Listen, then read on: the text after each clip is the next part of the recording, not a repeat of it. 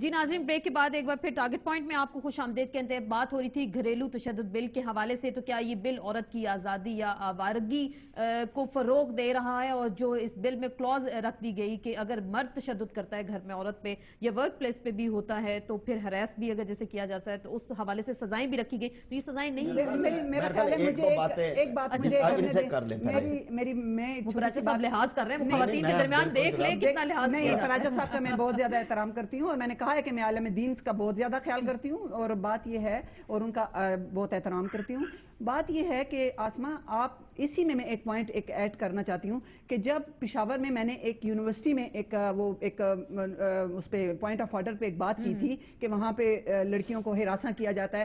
آپ مجھے بتائیں کہ اگر یہ بل اگر منظور نہیں ہوتا یا یہ بل اگر یہاں پہ اسمبلی میں پاس نہیں ہوتا، آپ یقین کریں کہ اس کو 1 سال ہو گیا ہے. مجھے دھمکیاں بھی ملی، قتل کی دھمکیاں بھی ملی. وہاں پہ جو بھی پروفیسر جو انوالو تھے لڑکیوں کو بلا کے بھئی ہم آپ کو نمبر زیادہ دے دیں گے.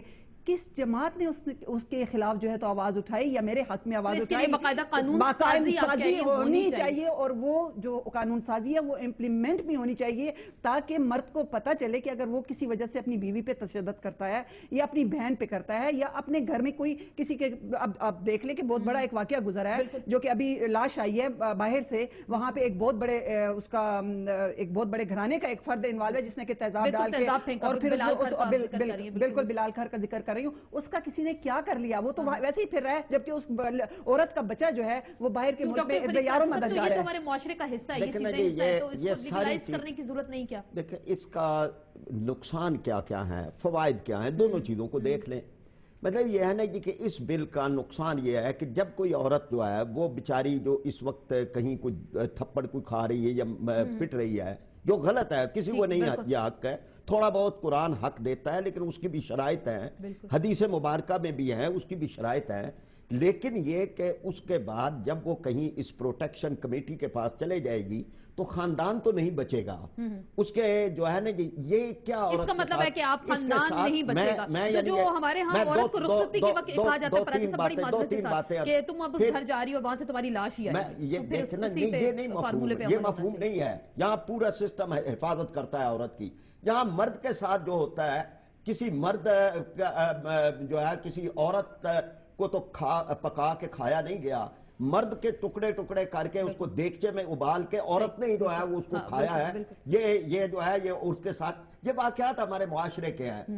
اور اسی طرح اور بھی کہیں کہیں مرد کتنے پھٹتے ہیں وہ بھی کچھ واقعات ہیں. مردوں کی حفاظت کے لیے بھی بل آنا چاہیے. بڑی انٹرسٹنگ بات کی ہے میری مراد ایک اور ہے. میری مراد اور ہے تشدد کیا تھا وہ اس کا حل یہی ہونا چاہیے. اگر قانون نہیں ہے تو پھر یہ حل ہونا چاہیے. جنگل کا قانون. کسی بھی طرف کے تشدد کے ہم حق میں نہیں ہے. کوئی بھی کرے، کسی بھی قسم، یعنی کوئی بھی کرے، کوئی فرد کرے، کوئی ادارہ کرے، کوئی جاگیردار کرے، کوئی وڈیرا کرے. ماروی آپ سوشل ایکٹیوسٹ ہیں، آپ عورتوں کے حقوق کے لیے آواز اٹھاتی ہے، تو مردوں کے لیے کیوں نہیں آواز اٹھاتی؟ میں یہی میں عرض کرنا چاہ رہی تھی. اس میں گھر کے تمام افراد شامل ہیں اور یہی اعتراض تھا مولانا صاحب کا جو پی ایم ایل این کا خواجہ سعد صاحب کا اعتراض تھا. میرے ان کے ساتھ تفصیل سے بات ہوئی.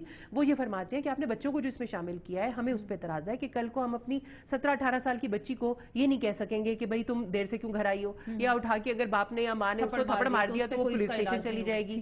تو اس پہ ہم نے جو ایج آپ نے اس میں دیکھا جو ڈیفینیشنز ہیں اس میں، تو اس میں جو وکٹم کی ڈیفینیشن ہے اس میں ہم نے ایج لیمٹ اس میں ڈالی ہوئی ہے 18 سال.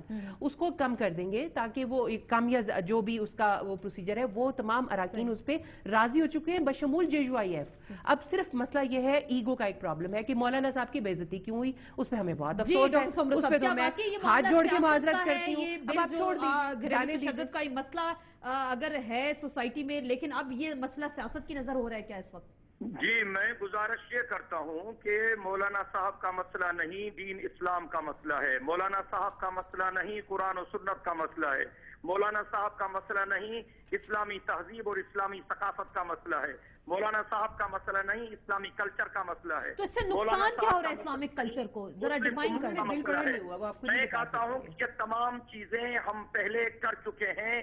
عمل درآمد نہیں ہوتا تو حکومت کے خلاف مظاہرے ہونے چاہیے، مولانا کے خلاف مظاہرے نہیں ہونے چاہیے. ہم نے ہمیشہ ان بہنوں کی حمایت کی ہے. ہم نے ہمیشہ خواتین کے جائز معاملات میں ان کی حمایت کی ہے. ہم نے کبھی مخالفت نہیں کی. میں سب کے دل سے اور سمیم قلب سے ان کا احترام کرتا ہوں، لیکن جو ان کے ساتھ شریک خواتین کا لب و لہجہ ہے وہ قطعی طور پر برداشت کے قابل نہیں تو ہے۔ اس کا مطلب اس بل کو ان خواتین کے ساتھ آپ کہہ رہے ہیں نتھی اگر کر دیا گیا تو پھر آپ کو ایکسیپٹیبل نہیں ہے، میں یہ سمجھ مشورہ آ رہا ہے۔ دیتا ہوں اس بل کو اسلامی نظریاتی کونسل کے حوالے کیے جائے۔ اسلامی نظریاتی کونسل سرکاری ادارہ ہے جس میں صرف JUIS کے لوگ نہیں، تمام مکاتب فکر کے سید علماء کرام موجود ہیں، وہ اس بل کا جائزہ لیں۔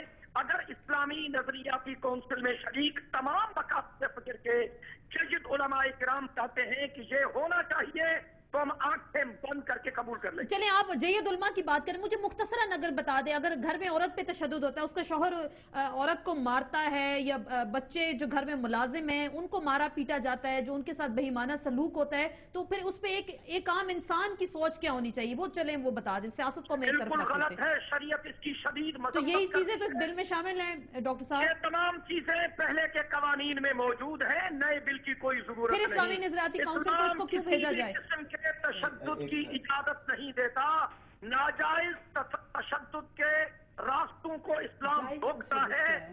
اور قطعی طور یہ پر پوچھ لیں۔ اسلام کسی بھی خاتون کے استحصال کی اجازت نہیں دیتا۔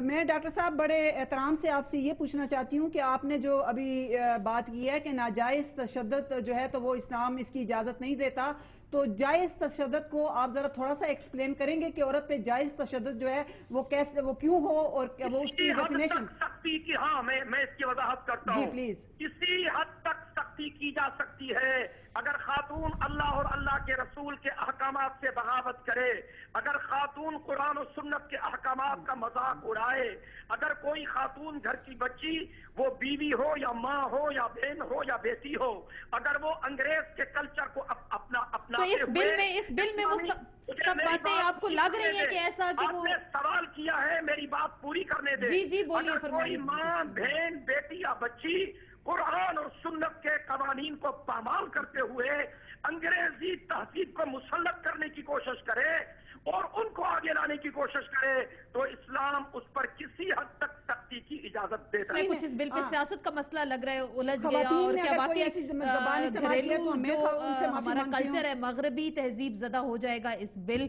کے پاس ہونے سے؟ اس پہ بات کریں گے ایک مختصر سے بریک کے بعد۔ یہ لوگ عورت کے جسم پر اپنی ملکیت کو قائم رکھنا چاہتے ہیں۔ مرد خوفزدہ ہو گئے ہیں۔ ان کی ویب سائٹ پہ دیکھیں کن کن NGO کو وہ پیسے دے رہے ہیں۔